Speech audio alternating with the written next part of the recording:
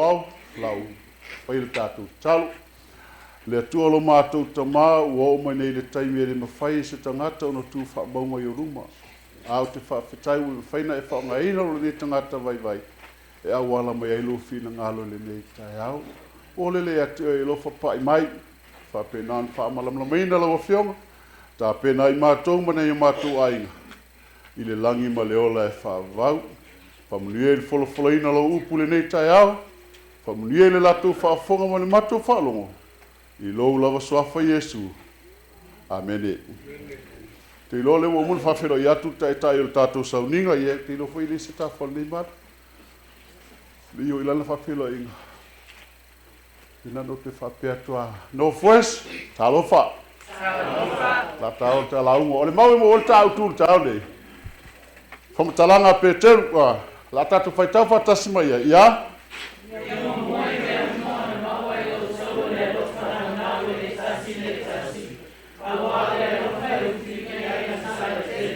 Amere. Tau sisira fia. Ua alu le rua vai aso. Alu le vai aso ato o ma fau se launga. Po se le sona. Langa foi o teilo. Matou i laungi. O le fa solo matou e kale si e tolu. I le vai aso. E le vai aso whapitoa mo klakmes. Fai uma la tau mea uma. E le vai aso whapitoa mo polen. Fai uma la tau mea uma. E le vai aso whapitoa mo klampia. Fai uma la tau mea uma. No pule pea mai lava lea. I le sona ma le launga pea o mai matou tēn. A kia ro whamil ka kai. Saunga ke launga. O whapero. La ko mo whaila mai lo launga lea. E whaonga. Por ke mi? A ko kisira fia le me oku.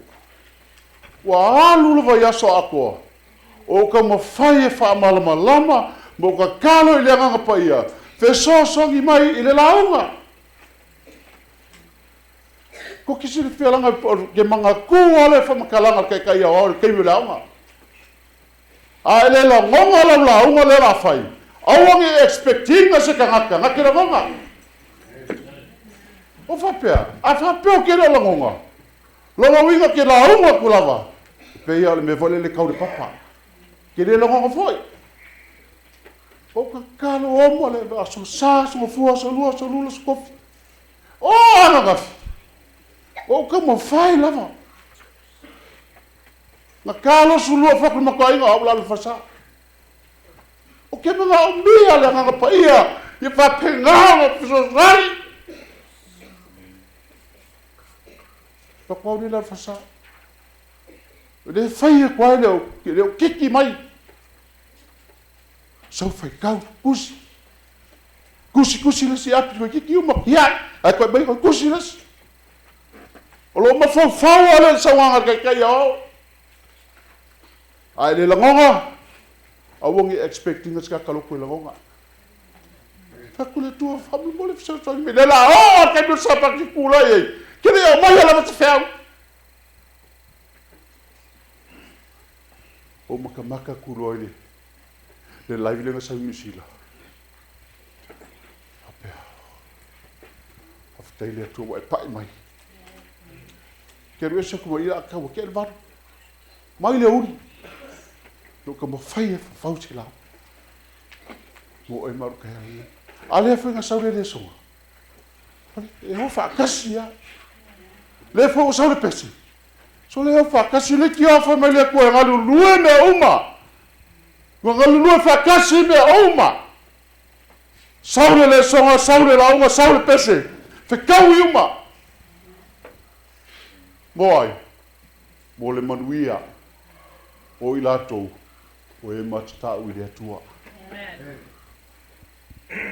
Hawhanga le mau tua tale sta alangu taune. Whamele whamatalanga la apostolo Peter. Ia mua. Ia mua ia te oi, i mea oma e te whaia, le nau le tasi. Aisha, whamele pese, la fia mai e suka kere ropa la kaimi. Whamele le whaumanga le mau. Awala lofa. E ufi ai anga sala e tele. Le ala no inga. E leo tautala i le amia le anga e whai alau whanau a whaalafilafi o ele matua.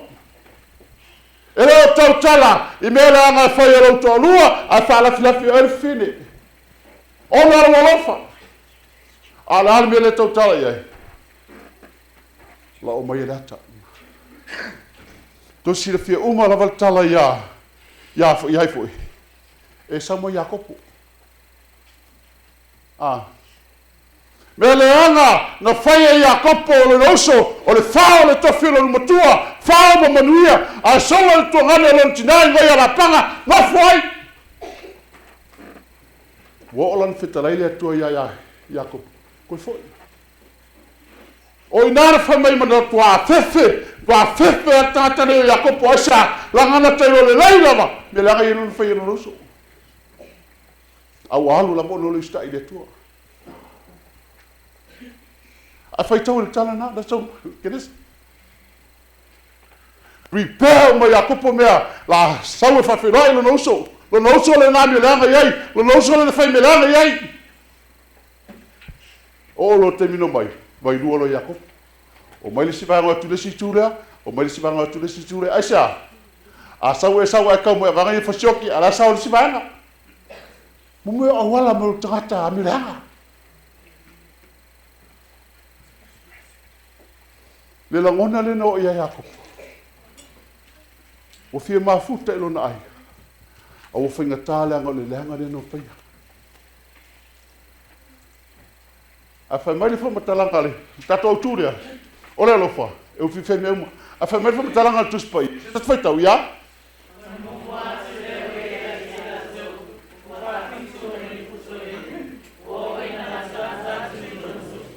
Si. Le alawa a matanga, na whairai. E atu ia, e sau mo lana vaenga. A whai whamai ia. Ia kopo mo lana vaenga. Nana maahi atoa ia kopo, i lono so e sau, whamai, whaafitu na ifo. E rei pipai, e rei ioi, ai whaafitu na ifo, ia e sau. A le mena tupu. I tatu whaitau, ia?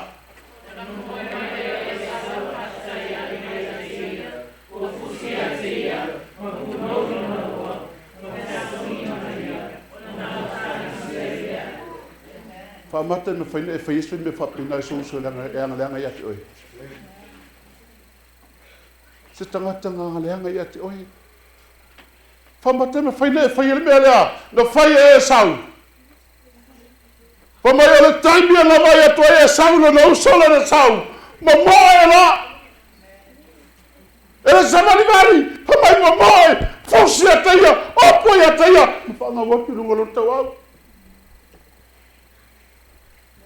Aisea, ngalo atoia e saule tinga, ngalo atoia e saule leanga o mea na whai, mea leanga na nausa na whai. Ai mamo e atu apo i a teia. Fusi a teia. Mea na whamai ai petau, o le alofa. No fues. E ufiu fia i anga sala i teli. Po le ale leanga o uso i a te, ai a te oe le alofa.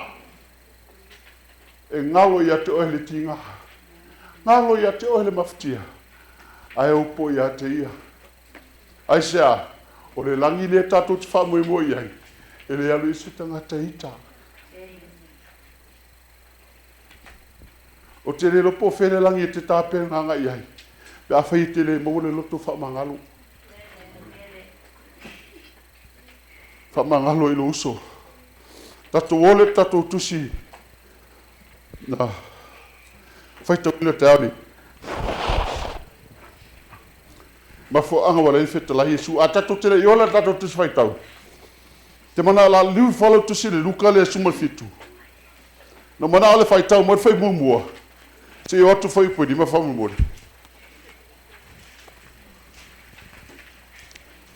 E reo i runga tato lo papa whanga mala tusi pa i whai mumua.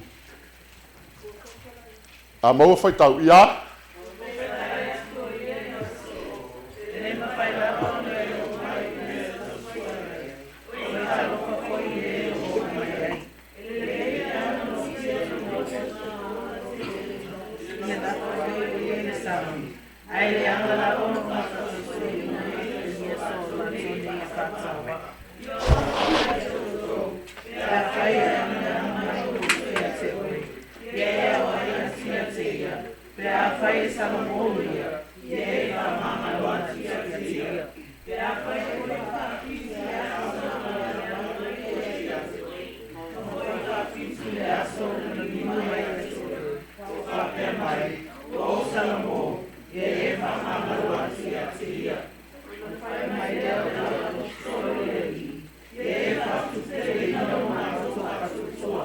Amen. Hoi whamai le matanga le tusi lea. Ua whetala i atu o ia i au so. E le mawhai lava ona le o mai. O mea e tausua iai. Longa winga. E o mai lava peke musu ai peke le mangao iai. E o mai lava. A whawhanga le whaipurua. Whamai whetala i ngai Yesu. Oi ta lofa. Ilea. Oi ta lofa ile o mai ai e mea. Tangata le whaia mea le tasuai. Whamaia. Whamai le whatalai ngai Yesu. E sili le na tangata. Pe anu noa se maolo tele. I whea ile vai. Ile ua. Aya. Kongi sani. I po'ana nao le atua o loso I fumo lo ola. Le tangata na te whaia me le tau suai ai whanau ele se uso. Pa mai Yesu, sili a te ole nā, no noa ma aolo tele lo ua, ai tongi sani. Ai leanga nā, leanga ne whatau suai. I se pito whatau wā, o se pito I siti. O lata e alewinga, tau tale tangaka laikiki kausanga. Por ka ngakai kwa foi mai loku. A ua whango ka loi oi. O le maolo. Maolo kene vo lele whao ngai. E ka ngakai vai kaimia. E olo le saiko. Ua sa whangua ka amida le sa whangua. A koso kore maa. Olo le saiko e ngut. Le mamafa. A whamai Yesu. E sedi le ka ngakai ngā. Ngā i le maa ngale ua. A kongi sani. Ma ngoko kuai. Aisha, langa wa le wa whango le kaka whakau ba. Ka loi oi. Pa whanga le whai pe whanga whaka. Pe a whai e whai whawhitu mai I le aso. Ona ngale anga mai o se tasi atu oi. Ma whai whawhitu I le aso. Ona linu mai atu oi. Wa whape mai. Wa ousa mo. Ie whamangalo I atu. Ese le matango fio fautuanga Yesu. Amen. Pa mai whaafiku, ngā ngaleanga mai o lo uso ia ki oi le aso, whaafiku o foi mai ia ki oi. Whamau o salamo. O le mea oi whai, man mea o whai. Whamangalo. Paru kua pekeru, ai. E sei koe ngā mea la whame whaafiku. Whaafiku oka oka. Ngā la whame whai poinima. Neri e. Fatu putele ino matu fatu tua. Amen. Aisha, langa le sikanga ka ole me fai whaafiku mai, mai o sa I haafiku. Se wangata ngata o te lele fatu tua. Pai mai doa, tato tusile le fai tau. Se tatu fai tau mal mau, ia?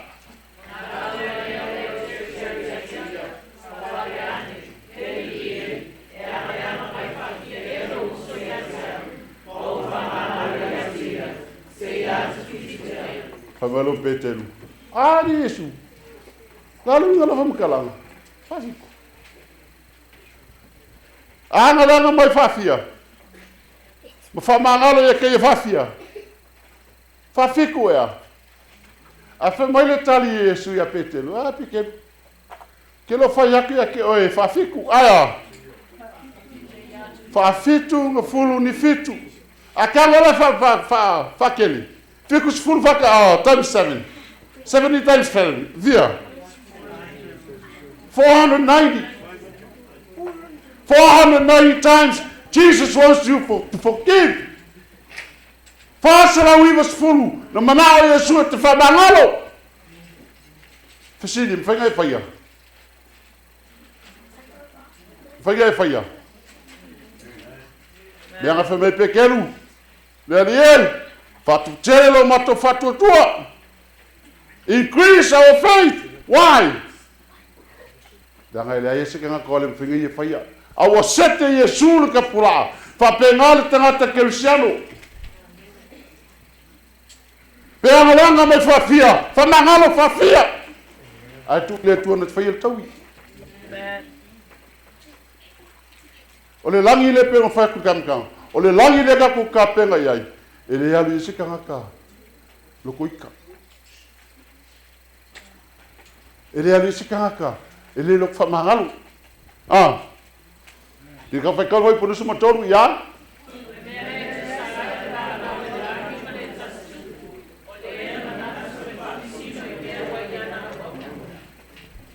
Si ilo Yesu whataoto lea. Hamailo mo Yesu, ke kukiloku. E aile, le tama, nga mangaku e whamasingo yanga waunga. Ea, whai purusu mawha, ua mata ia na whamasino, o na moia ile ia teia, o le tasi ana wauna. E iei tali ne sifuru afi. A maka longa whamasingo na makai. A mailo mo kangaka, mo le tsenga waunga lea. Le au ia ke ia, le sifuru afi. Te tatu whai tau ia?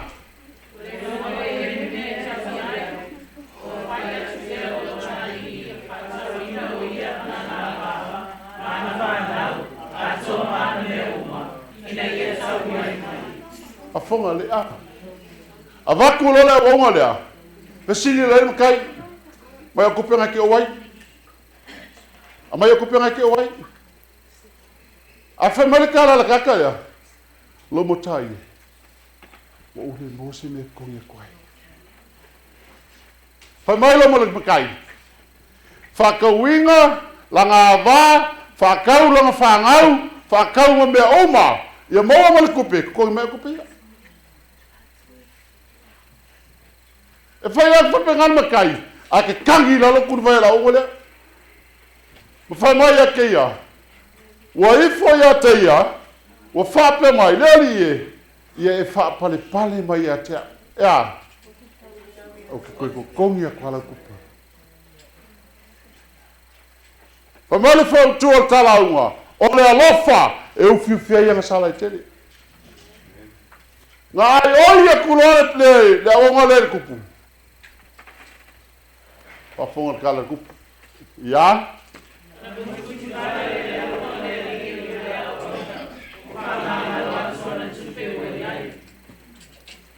Whai aku whape ngale aonga le rie. Se awal whakaua la kawa, paua ngale hawa. Awal whakaua la whanga, awal whakaua me au kakonge kwa la kupe. Whamari whamatalang o muti vale le alofa. Wale vai, le matai, iana mea walu. Aya, wau fiufi le alofa. Whamai loa. Whamangalo la yaki oi. Whamangalo yaki. Kuro lungu mala aunga le ai halu roa. Te ka whakau ia.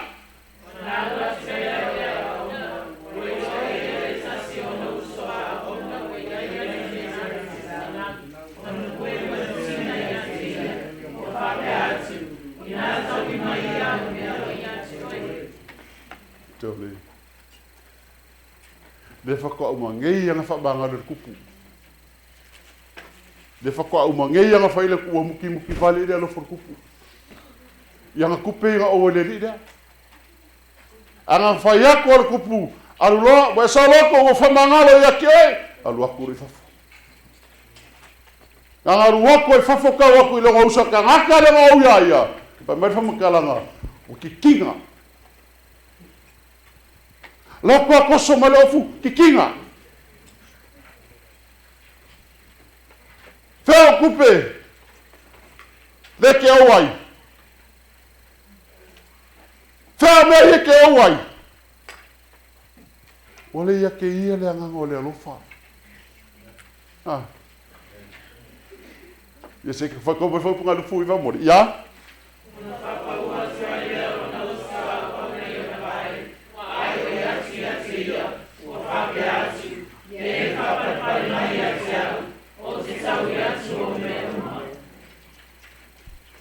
Pei alanga au pei alanga ai oilega whai makai. Ngō whakau makai whakau long ko rua whakau long whangau whakau long mea uma koi mai. Ai whapa ura long ai oile makai. Whamaile makai e koe whakau koe koi koe wala kupe. Oi ngāna muki vale lelo por kama ala makai. Whamai e whasaloko. Asau ko wala ngauso. Ola au ai. Whamai e nuakau mai kikinga. Wa kikinga whamai whapa ui esi uso yunga vai. Ai oia ke o pei alanga ai oila ai makai. Whamai. Wa whapa ui. Whapa ua toile o ie. O lona uso au auna yuna vai. Wa ai oi atu ia te o whape atu. Ia e whapare pale mai a te au. O ki koe kaui a kurawa. Whamai whaipunga kosfuru. A ua le mawhai o ia.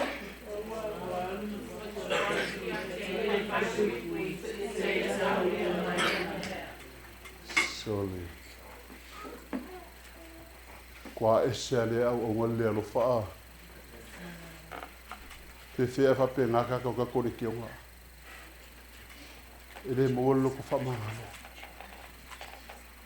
Le whakau mangeanga wha mangalo le makai. Ale o sauso nga whaina ngō sao. Fia whera o le makai. Anga se rau le ngōso nga o le ngōso lea. Fia whera o le makai anga wha mangalo le makai. Anga se rau ka alale o le ngōso lea ari wha mangalo. Ki kinga i le ngōso au. Ko whingi kaka ki kinga ngi vai aso karo iru ika iei. Pai po tosu matasi ya.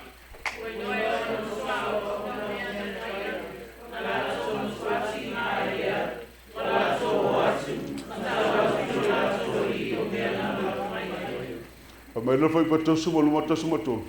Ona wala au atu le o ye lo nali ia te ia. O whape atu ia te ia. Le au na ia ngai.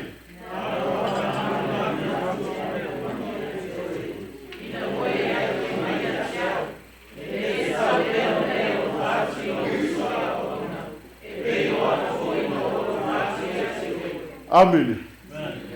Whamare mo tai le au ngale a ngai.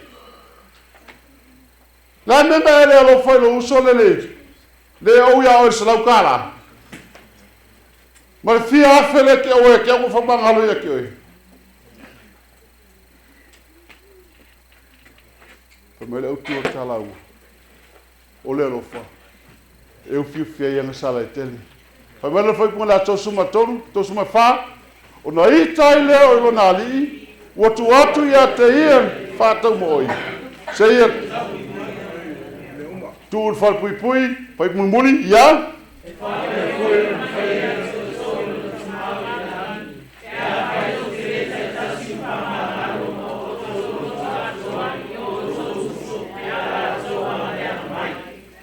Si. O le tala lea. O le fata oto. Si tia Yesu le fata oto. E le fata tau le matai, maana au auna. A whatatau ia te oe mau, o lo tatu tamau i le langi. O le atua, le te au auna, o le tatu matai, o ia e whamangalo ia te oe mau. E whinangalo le atua, ia e whai e lesi uso tangata. Po le anga le anga, o ana me whai ia te oe, whamangalo. Aisea, le anga le langi le tatu tapena iai, e le sao i se tangata e le loto whamangalo. Pamela au tu al tala ngol taale. Ole alofa. E u fife yang salaite. O tala ngol muli te mana fa o tala ngol taale. Vai aso le te nei. Le na fa ngai ne tato o tala mo to. Pat kalafa. Ole matai mana o mo na tali e to rua. Na tau tu mana mo o mal tala le. Pamele wi ilon sama lo tamai. o te manao e oti. Afalo usumotua, afa. Pe tai tama, wo ule manao fatali se e oti. Ai mai temi nei. Ti ngā na mafatia o le loto tama, ti ngā le ti ngā o tama. Ana fai lava. A watu lo yele o, le afole o, alu lo, na te malam lama yei. Ta fili sau noa le lalangi. Fai me le uma le lalangi. Paki. A whamena whamatalanga tuspa ia.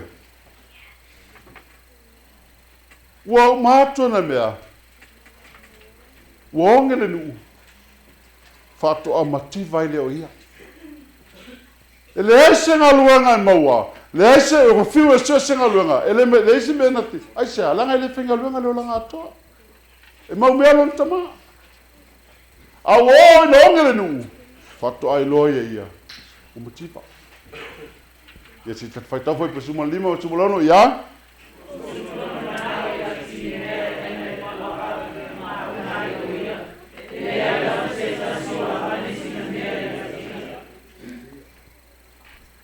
Pai mai ua tupu le manao.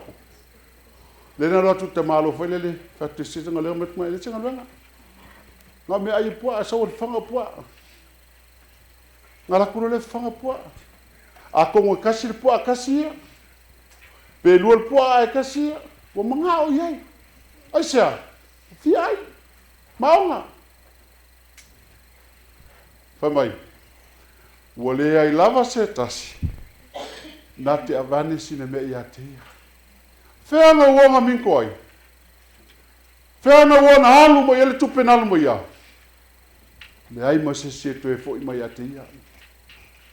Whai mai le tala whasa mo fo i lele. O woa ia so uma. A uso mo aso vale. Le ai ma se uo, le ai ma se tangata. Le nanato minko fatasi, ai sea, so solo mo voi logo mtiva. Dat whaitau ia.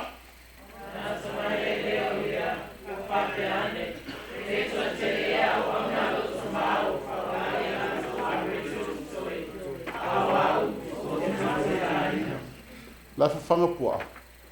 Ai aoa o mai e pua. Pape pua sali, sio ki o foi aki oi. O foi aki oi lo so e ai mako me ai.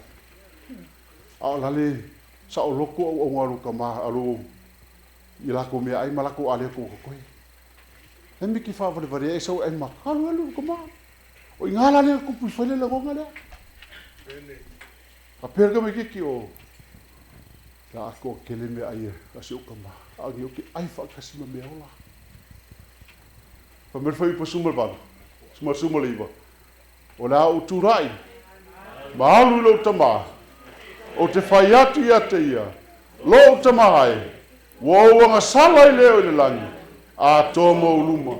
Aua le koe ka ua o lo wakari. Ai ka ua o se kasi o unga. Aua ngi koe whai ngā o so wakari. Even though lengo whanga mai ake oi. O malia e lo kama. Aua koe whai mai o so wakari. Ai ka ua o se kasi o unga. Pamela foi punga dos furu. Ona tula ia leo ia, walu lo tama, wa iloma mawatu fo ia lo tama, ona.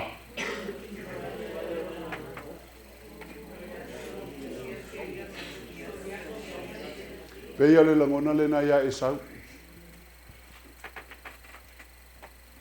Le kai mianga vakoe esau, o saulo o uso Yakopo. Nga ngalo ia esau le kinga, ngalo ia esau mele anga lo uso ngafaya ke ia. Anga mamoe. Fusi ia ke ia, hopo ia ke ia. Pape ngā whola kara kamale malunga kari. E whaulinga mai, e alu lava la kari e whamau maule oa, a le ngei lava ngofur kama, ma wawa ai, i se aso mai e koe, wa koe whai mai la kari. Na wa ai atu lol tama, wa toi whau mai la tari. Whai mai le whamatalanga, wa muti vale le alofa. Ai momoe. Si na vai atu fole tama o toi foi mai na tali. Whamaina momoe. Wa ngalo le tamale tinga. Ngalo le tamale mafutia. Ai momoe. Hopo ia te ia. Fusi ia te ia. Songi ia te ia. Okay doa. Ilus ka masa amor ka marea. Aisia. Langa se ka masa amor. Walu le wi e whamai maure o pa umukupi. A koe foi mai. Ilo le songi. A le amor me filoi me kami. A ese ka marea. Pai punu fu mas fu lima.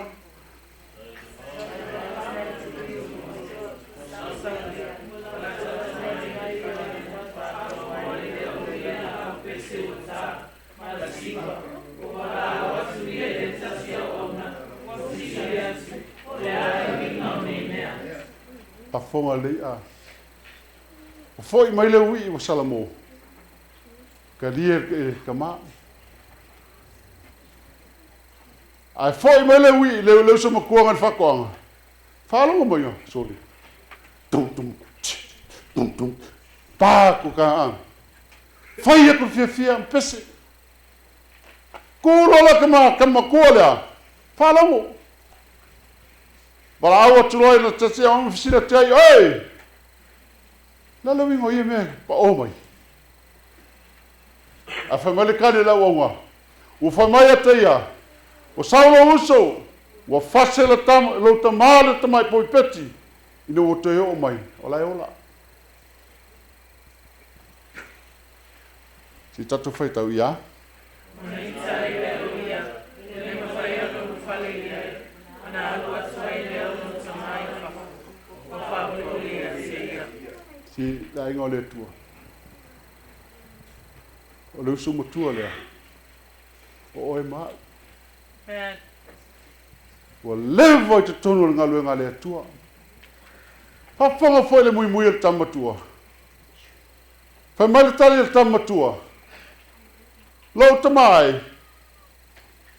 O tau sanga e tele o au auna i ate oi. Ua le ai lava sau polo a inga. Ua o solia. E tele i au mai lava se tamai oti. Maa. Maa to te fia ai maa wo. Mamumuri ia.